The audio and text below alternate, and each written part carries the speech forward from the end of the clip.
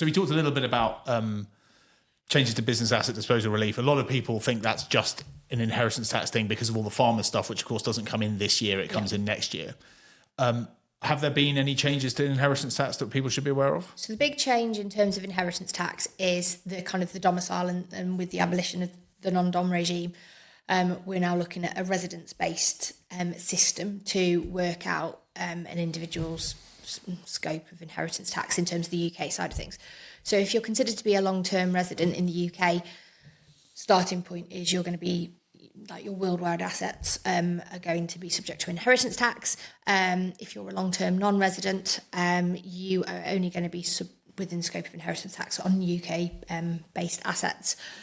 In terms of like long-term residence as a criteria, in general, if you've been non-resident for at least 10 of the previous 20 tax years, you're going to be a long-term non-resident.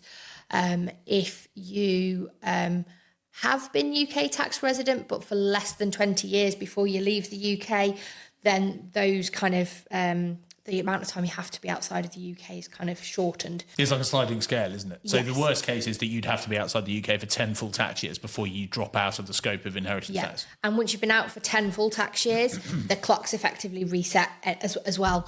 But it is one of those where it's interesting because I think to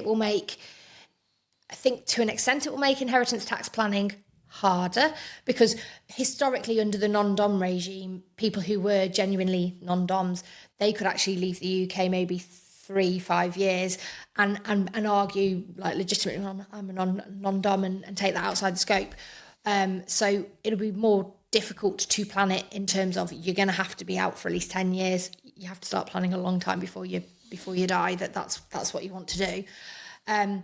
But equally, people who we kind of always talk, I think it's Richard Burton, I think, who'd lived in Switzerland for 20 odd years, but when he died, he had the Welsh Dragon flag thing, draped over his coffin, and part of him was scattered in Wales, and therefore HMRC went, no, he's domiciled in the UK, cost many millions.